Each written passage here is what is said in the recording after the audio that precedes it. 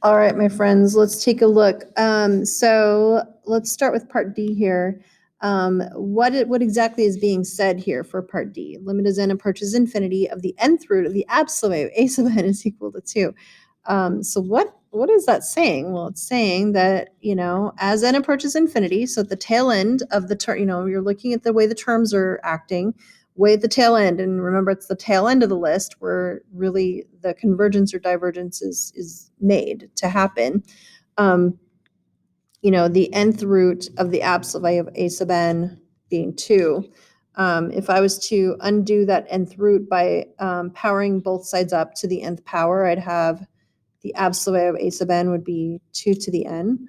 And then that would mean that a sub n, I guess, would either equal plus or minus 1 times 2 to the n. And what is this saying? Well, the nth term is defined as, 2 to the nth power, either positive or negative. So basically, you've got a geometric series at the tail end. So this is just a root test way of saying the exact same thing that a ratio test was saying. And so in this case, each term is just 2 to a higher power, and your common ratio is 2. And so I hope it makes sense that part D, I hope you said that this one was the one that diverged. And let me actually write that really clearly. The sum of all the terms diverges. And how come? Well, because at the tail end, it starts acting like a geometric with a common ratio of 2. There you go. And so here you go. There's your 2.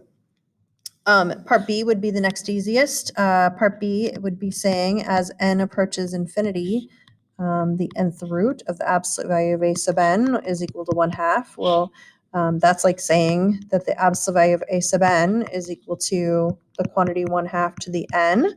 That's like saying a sub n is equal to either 1/2 to the n or its opposite. And so here we go. We've got another geometric, right? But this time the common ratio is 1/2. And so at the tail end, like the series, the terms at first may not be geometric, but at some point they start acting like they're geometric, and then they stay that way from there to the end of time.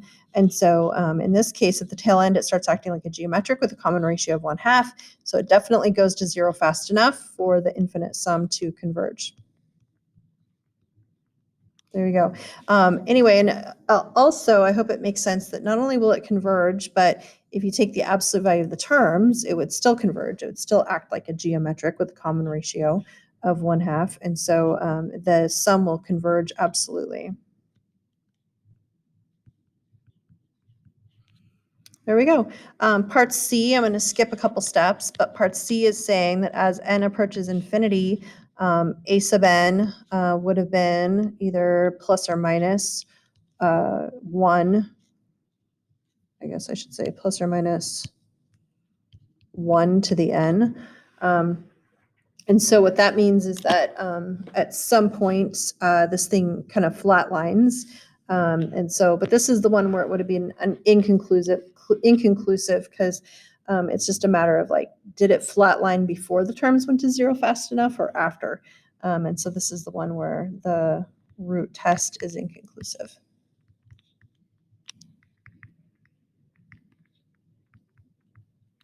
So it could go either way if you get 1 exactly. And then for A, that one is saying as n approaches infinity, a sub n would basically be 0 or 0 to the n. And so this one would definitely, it would converge. Oops, I should change the subject of my sentence. The sum of all the a sub n's, that is, would converges absolutely. All right, so now we get to talk about the root test. And notice it's very, very similar in nature to the ratio test, which is kind of nice. So if you've already kind of started memorizing the ratio test, the root test should be pretty simple. Okay, so the root test says let the sum of all the a sub n's, it can be any series. Like you don't even have to worry about always needing non-zero terms or anything. It can be anything.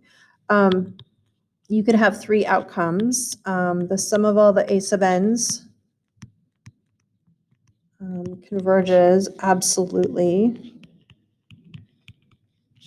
if the limit as n approaches infinity of the nth root of the absolute value of a sub n is, and you get to fill in the blanks here. So what kind of numbers do you need to get for that expression to say that the sum would converge absolutely? And then we would say the sum of all the a sub n's diverges. Oops.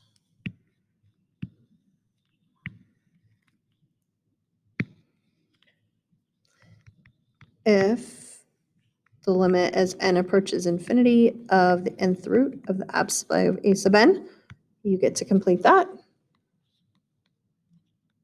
And then, oops, last thing, the root test is inconclusive